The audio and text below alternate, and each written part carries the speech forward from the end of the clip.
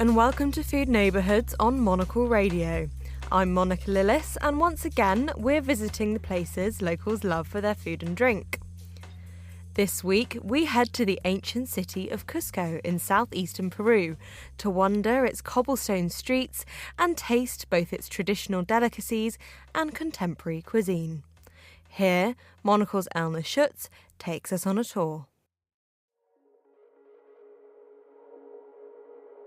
The vibrant old city of Cusco sits at a towering altitude, making it a popular stepping stone for visitors to Machu Picchu to acclimatize. While wandering the streets buying handcrafts or taking a photo with an alpaca is fun.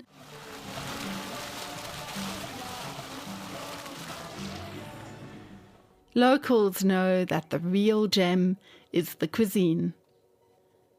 Let's start in Cusco's main square and the city's central meeting place for centuries, the Plaza de Armas. The square is surrounded on all sides with the typical Cuscan architecture of colonial Spanish wooden balconies over sturdy Incan stone walls. The facades make this area look so beautiful that you wouldn't expect for there to be any big-name brands like McDonald's or Starbucks hiding behind some of them. But they are, of course, there, just their logos are subtly adjusted to blend into the look. But that's fortunately not where we'll be stopping today. Walk along the colonnades and you'll likely be approached by someone trying to coax you in with a menu. Many of them will have traditional offerings, but I recommend heading into Morena Peruvian Kitchen. If you're brave, try the cuy, a whole guinea pig marinated in traditional herbs and usually served with colourful native potatoes. For something still iconically Peruvian, but slightly easier to face, that is, without a face, pop into the aptly called ceviche for the zesty cubes of fresh or raw fish marinated in lime juice. You'll want to pair that with a pisco sour, the go-to Peruvian cocktail with lots of lime and some fluffy egg white on top.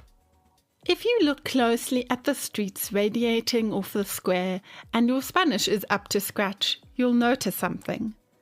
Portal de pan, portal de can, portal confituras, bread, meat, sweets. The streets still hold the names of the foods and goods that were likely brought to the square or the area to sell. Speaking of the side streets, that's where you'll find some of my favourite spots, more off the beaten path.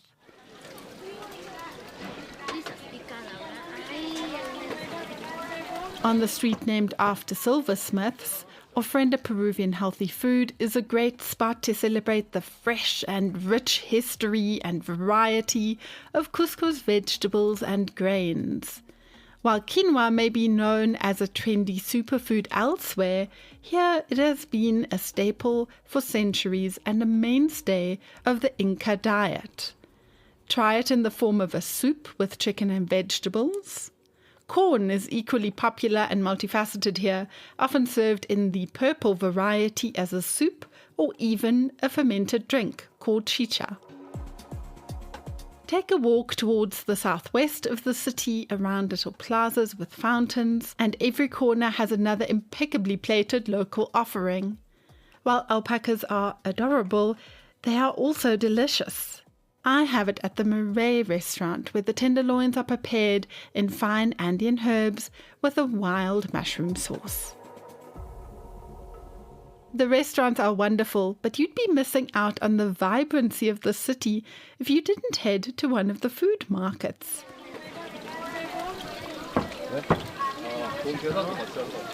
The San Pedro Market is an iconic hall designed by Gustav Eiffel. Yes, that Eiffel.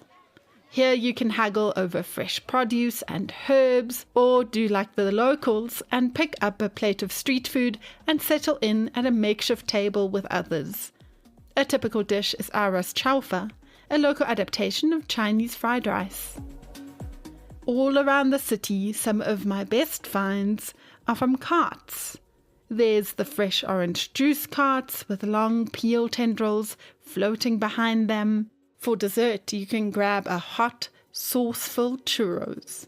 But for the chocolate fans, I recommend doubling back towards the square for the delights and experience of the Choco Museo.